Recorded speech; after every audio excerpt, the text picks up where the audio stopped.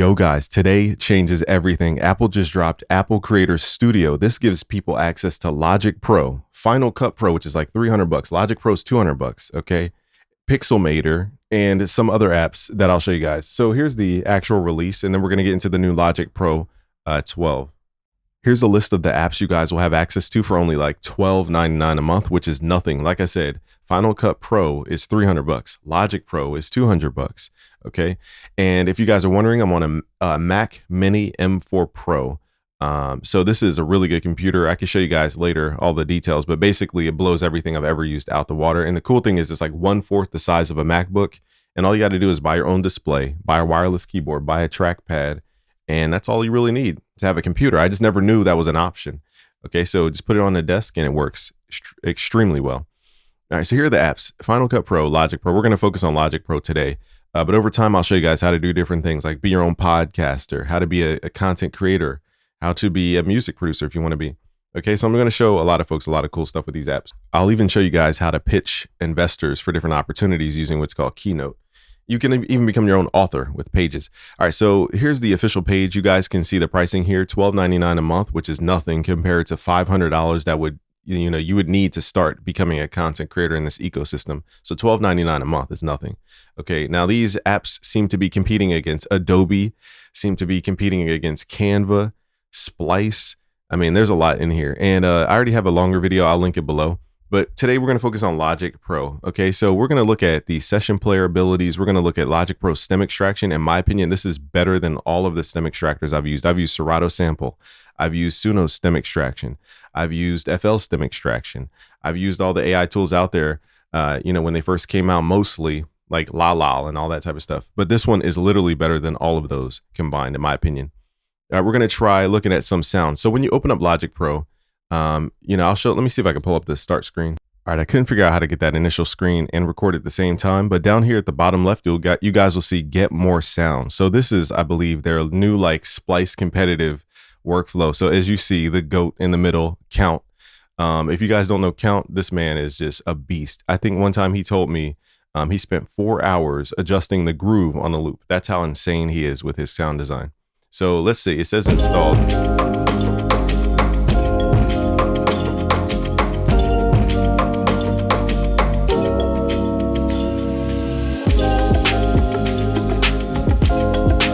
I'm curious, how do we actually access these sounds? So I'll be figuring that out in real time, but it looks like we can browse through sound packs. So again, like I said, it looks like they're coming for Splice's neck and FL Cloud's neck on this one.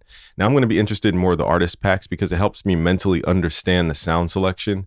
Genre packs can be a little vague sometimes in general, not just from Apple, but in general. So you guys can, go through these. It looks like a lot of these are already installed, so I don't have to install the majority of these, which is good. All right, so the question is, how do we access these? I don't even know yet, so we're going to be figuring that out in real time. Now it says manage packs. Okay, so it looks like we can just get everything for 40 gigs, which I think I have 40 gigs.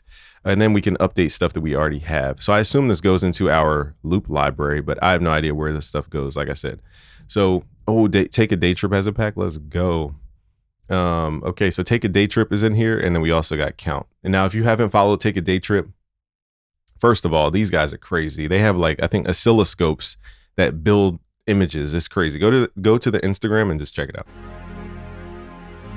They're the new era Neptunes, in my opinion.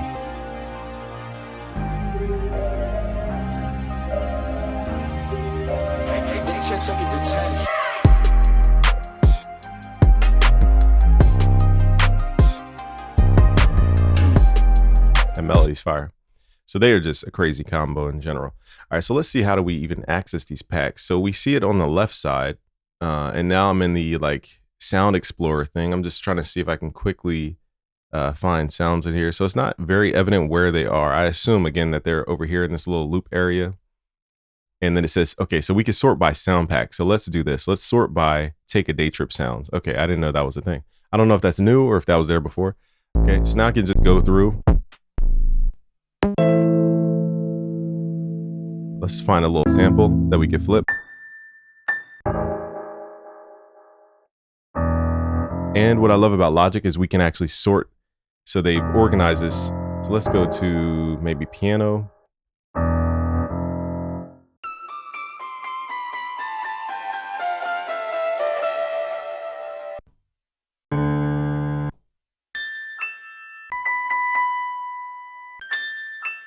I kind of like this one. Just looking for something that gives me a little bit of a melodic phrase.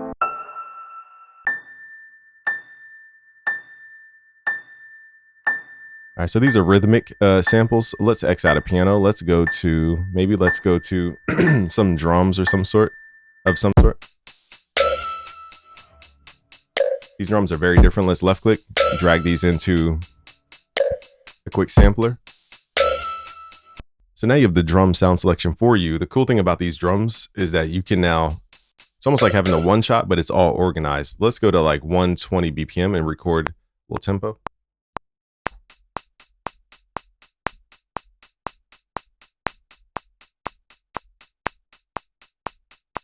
So we're starting with 4 bars just to keep it simple. We're at 120, so this could be normal. It could be double time. We don't know. Let's double click in here and let's X out of here. Let's go to Control A and let's quantize this.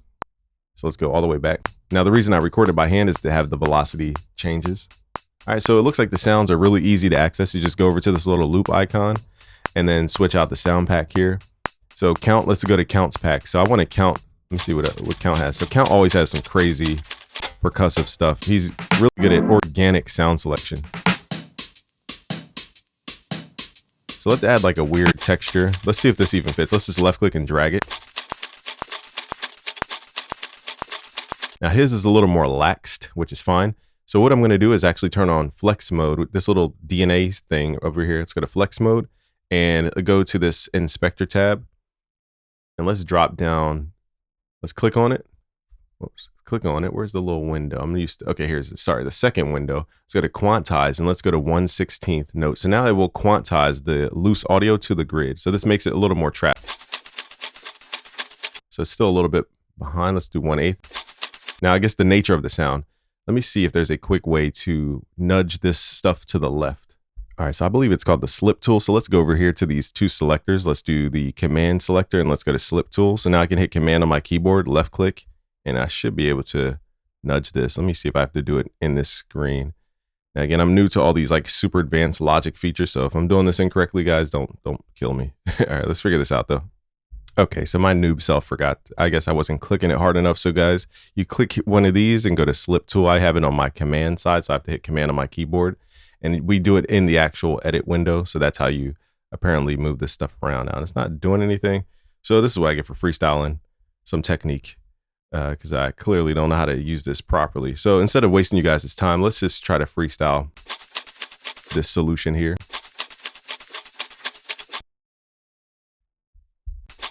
See if we could pull this back. Now in Logic Pro, another cool thing is I like how it has like negative time, but in this case, we're just going to shave off the beginning. We're going to do it the manual way and just pull this back. All right, that's the old school music producer way. Now I didn't do the cool way, but it is what it is. So now we have a little more texture. Let's hit command. What is it? Actually, let's see if we could. All right, let's hit command R. And I just have to basically line this up with the next bar. So boom. Because I chopped off the ending of this loop.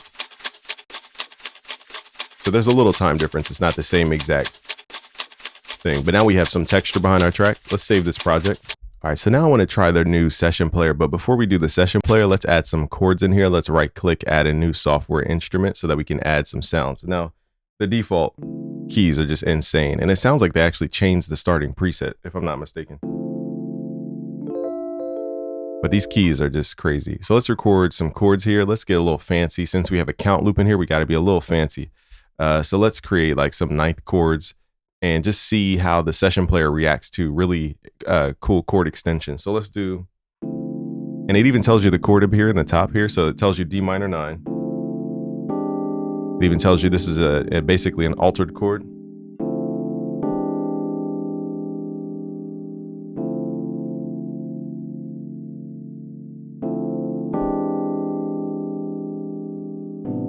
So let's do something like that. Just a little syncopated.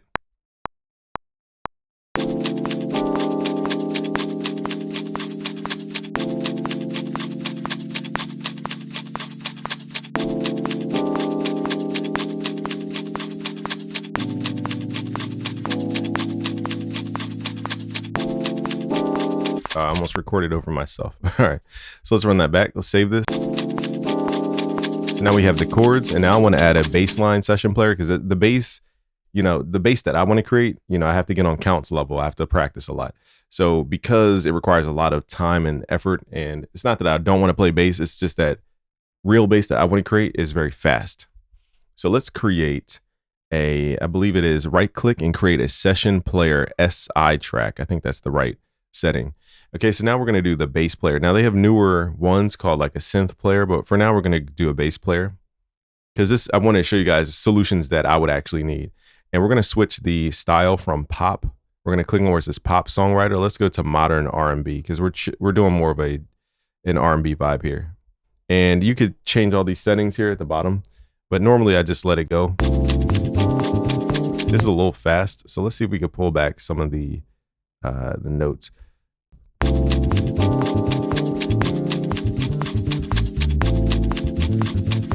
So basically lowering the complexity is lowering the amount of notes, it looks like.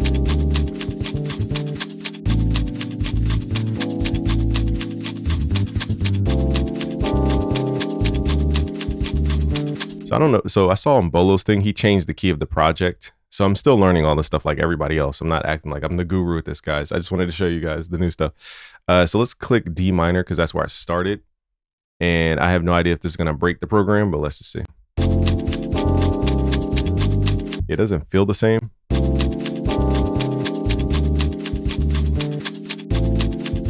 I guess technically I'm landing in A minor, so never mind. Yeah, we're doing 2-5-1, so that makes sense. So we're in the relative key, A minor. Let's see what happens though if we transpose. So nothing happens because A minor and C major are basically the same scale. All right, that makes sense. So now we got a vibe and it feels, authentic. So all we need now is just a kick and a snare. So let's go back to the count pack. Let's see if he has any kicks and snares in here.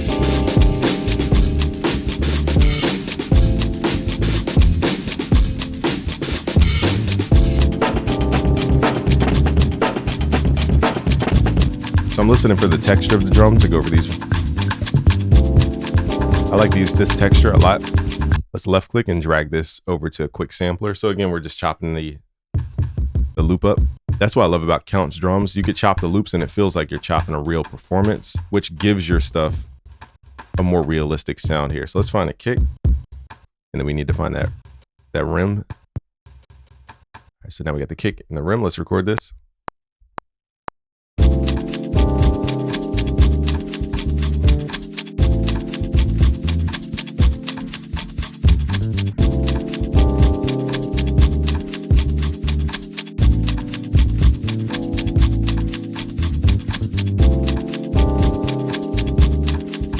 So now I'm debating if I want to quantize the drum. So let's pull it to about 50% strength on the quantize.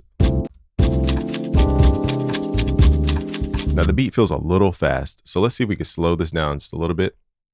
And I think Bolo even showed that because I don't want to mess this up, let's create a duplicate track. And let me see if I could hit left click, hit Alt, left click, and then unrelease so that I have a backup just in case. But I think he said if you turn this into a region, so bounce regions, I don't know if this is or did he do convert? Okay, let's convert it to a MIDI region. And I think he said we can actually change out the instruments from here. So now we can go over to where it says bass, click on this, and we could actually swap out the actual tone. So that makes more sense. Thank you, Bolo, on that tip. I never knew about that tip. Now the thing is, the BPM is a little fast. So let's make sure everything that's audio is flexed. And let's pull this down. Actually, here, I'm gonna show you guys a pro tip here. So I learned this from studying Leon Thomas's music. What we're gonna do is, this is like a super secret nobody talks about a lot. So we're gonna right click this little icon here.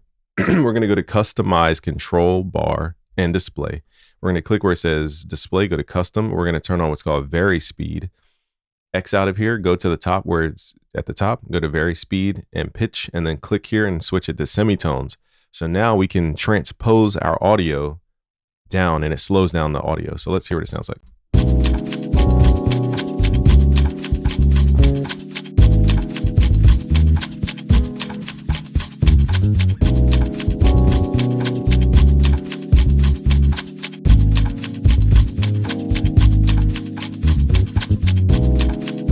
All right, now let's do weird stuff like tuning this up. And then I like to mess with the tempo afterwards.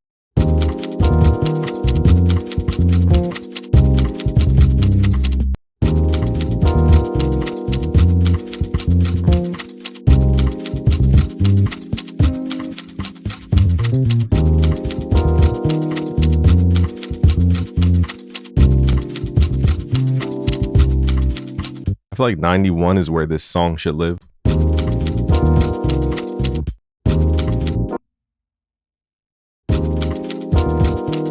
I didn't realize I had 2 bass lines playing. Sorry, y'all.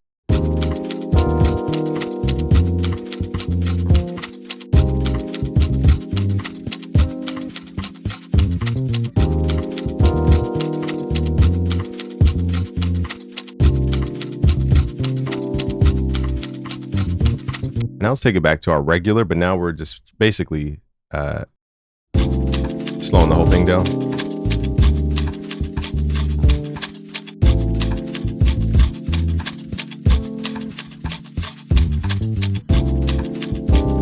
So personally, I like it pitched up 3 semitones, dropped, what is it, almost more than 20 BPM. Wow, we dropped it 30 BPM, and then we're up 3 semitones. So now what I'm gonna do is just mix this quickly. We're not here to like make this sound crazy. I just wanna add a couple effects in here. So one is I wanna offset the bass using one of my favorite simple effects called sample delay. Let's create a left-right smear. And let's say the bass is a little too fast still. Let's go back to sample delay. Let's link the left and right and just offset the entire performance to fit it more in the pocket. And that's why I like slowing stuff down, because you can really hear the timing.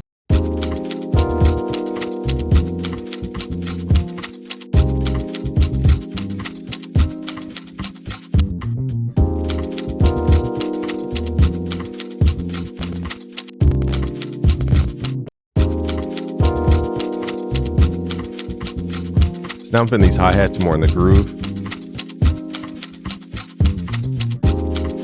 Creating that left-right smear so it sounds wider.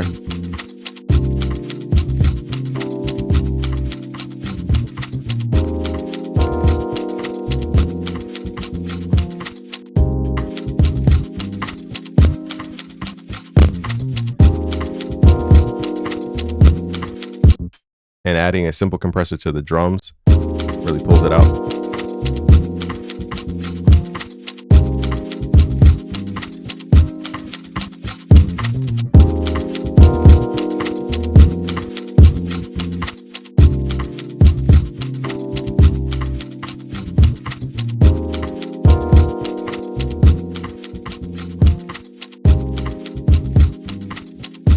Now we have a vibe just like that. If you want to get fancy, you can go to the effects and add the multi-effects, and I think it's called the remix effects, and you can basically perform. So let's add like little tape stops. Let's record.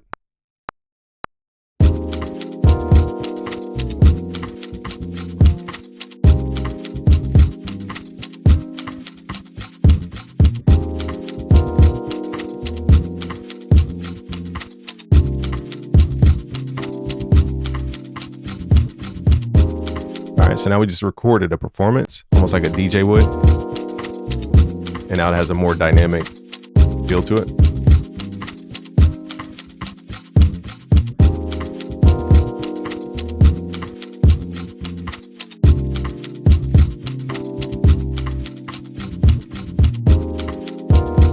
It's like that. So that's what I love about the session players. It can really attack the thing that you might be weak at or just don't feel like doing in that specific moment, and you just need a quick starting point. So it doesn't make you feel like you're not doing anything. It also gives you control to edit the notes, thanks to Bolo's tip, converting that to a MIDI region. So that's, how I would use the new Logic Pro 12. If there's new features you guys want to see specifically, let me know below. But that is the real workflow I would use in Logic Pro 12. So do I think you guys need Logic Pro 12? Duh. Do I think you need a Mac M series? Of course. I can't tell you guys how much better this is. I have a MacBook that still has the Intel chip, and I have the Mac Mini that has the the M4 Pro, and this thing is light years beyond. Okay, so thank you guys for watching. Subscribe if you're new, and I'll leave a link below for the Apple Creator Studio. I want to see what you guys create. All right, peace, guys.